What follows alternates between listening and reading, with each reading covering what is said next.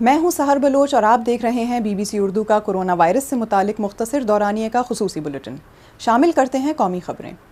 National command and operation centre کی جانب سے جاری کردہ تازہ ترین اعداد و شمار کے مطابق پاکستان میں کورونا وائرس کے 107 نئے مریض ہلاک ہوئے ہیں، جبکہ متاثرین کی تعداد میں 6000 نئے مریضوں کا اضافہ ہوا ہے، جبکہ بتایا گیا ہے کہ ایک روز میں 28000 ٹیسٹ کیے گئے ہیں۔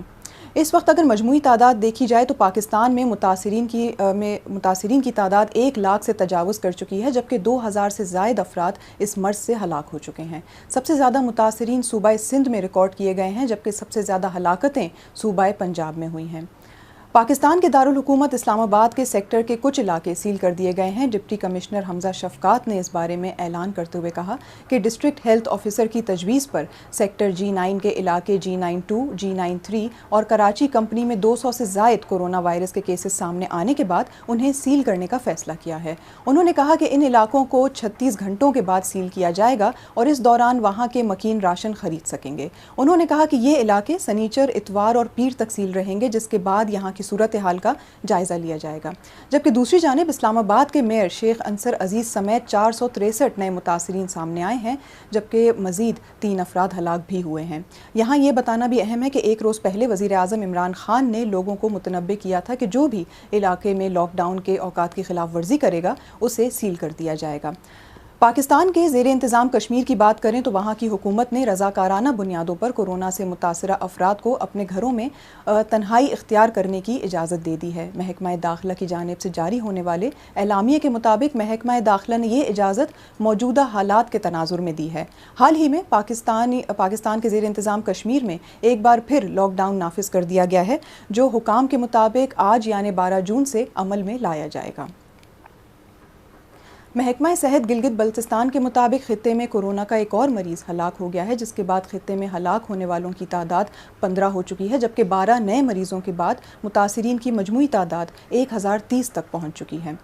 پاکستان کے صوبے بلوچستان کی بات کریں تو اب تک وہاں کورونا وائرس کے 338 نئے کیسز کے اضافے کے بعد مجموعی کیسز کی تعداد 7600 تک پہنچ چکی ہے۔ کوئٹہ سے BBC کے نامہ نگار محمد کاظم کے مطابق کورونا وائرس سے مزید 2 افراد کی ہلاکت بھی ہوئی ہے، جس کے باعث ہلاک ہونے والے افراد کی مصدقہ تعداد 75 ہو چکی ہے، جبکہ صحتیاب ہونے والوں کی تعداد 2000 تک بتائی جا رہی ہے۔ جبکہ وزیر اعلیٰ بلوچستان جام کمال خان کا کہنا ہے کہ ان کے صوبے میں ٹیلی میڈیسن منصوبے کا آغاز کر دیا گیا ہے، جو بہت جلد صوبے کے دیگر شہروں میں بھی شروع کر دیا جائے گا۔ پاکستان میں کورونا وائرس سے قبل ایڈز نے صوبہ سندھ کے شہر رتو ڈیرو میں وبائی صورتحال اختیار کر لی تھی۔ 2 ماہ کے لاک ڈاؤن کے بعد HIV پازیٹیو افراد کن مشکلات کا سامنا کر رہے ہیں، اس بارے میں اگر آپ اس خبر کی ویڈیو دیکھنا چاہیں تو آپ وزٹ کر سکتے ہیں ہماری ویب سائٹ bbcurdu.com۔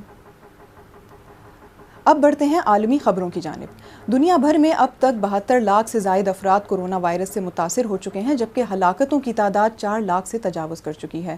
دوسری جانب انٹرنیشنل مانیٹری فنڈ یعنی IMF کی مینیجنگ ڈائریکٹر کرسٹلنگا جیروجیوو نے کہا ہے کہ کورونا وائرس کی وبا سے نمٹنے کے لیے دنیا بھر میں حکومتوں نے 10,000 ارب ڈالر خرچ کیے ہیں۔ IMF کی سربراہ نے کہا کہ انہیں اس سے بھی زیادہ کرنے کی ضرورت تھی، لیکن ساتھ ہی انہوں نے خبردار کیا کہ 10 کروڑ لوگ انتہائی غربت کا شکار ہو سکتے ہیں۔ دوسری جانب برطانوی حکام نے فضائی سفر کرنے والوں کے لیے رہنما اصول وضع کیے ہیں تاکہ کورونا وائرس کے پھیلاؤ کے خطرے کو کم سے کم کیا جا سکے۔ ان تجاویز میں سامان کی چیکنگ، سٹاف کا براہ راست کم سے کم رابطہ ہونا، ایئرپورٹ پر تمام مسافر کا چہروں کو ڈھکنا شامل ہے، جبکہ مسافروں کو فلائٹ میں مخصوص کردہ سیٹ پر بھی بیٹھنا ہوگا۔ لیکن ان گائیڈ لائنز پر خاصی تنقید بھی کی جا رہی ہے، جو پہلے سے ہی یہ ایئر ویز کا خاصے خسارے میں ہیں۔ برازیل میں موجودہ سماجی کارکنوں کا کہنا ہے کہ برازیل میں کورونا وائرس کے شکار افراد کی یادگار پر ملک کے صدر کے حامیوں نے توڑ پھوڑ کی ہے۔ سول سوسائٹی کے گروپ ریو ڈی پیس کے ممبران نے علامتی طور پر ریو ڈی جنیرو میں کوپا کبانا کے ساحل پر 100 علامتی قبریں ان افراد کی یاد میں بنائی تھیں جو وبا سے ہلاک ہوئے ہیں۔ ہر قبر پر صلیب کا نشان بنایا گیا تھا۔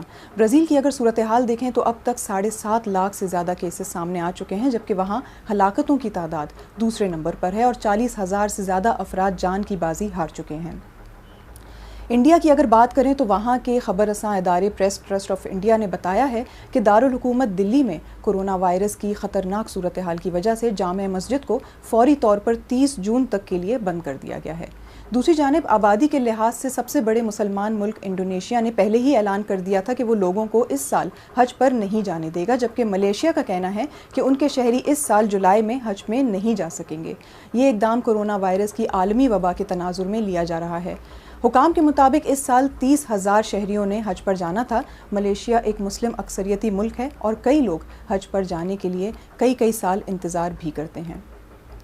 اس کے ساتھ ہی اس خصوصی بلیٹن کا وقت ختم ہوا۔ اگر آپ کورونا وائرس سے متعلق مزید جاننا چاہتے ہیں تو آپ BBC اردو کی ویب سائٹ پر جاری لائیو پیج بھی دیکھ سکتے ہیں، اور اگر آپ کے کوئی سوال ہیں تو آپ ہم سے ہمارے سوشل میڈیا پیجز کے ذریعے سوال کر سکتے ہیں۔ ہماری کوشش ہوگی کہ ہم ماہرین کی آراء کی روشنی میں آپ کی رہنمائی کر سکیں۔ آپ اپنا خیال رکھیے اور محفوظ رہیے۔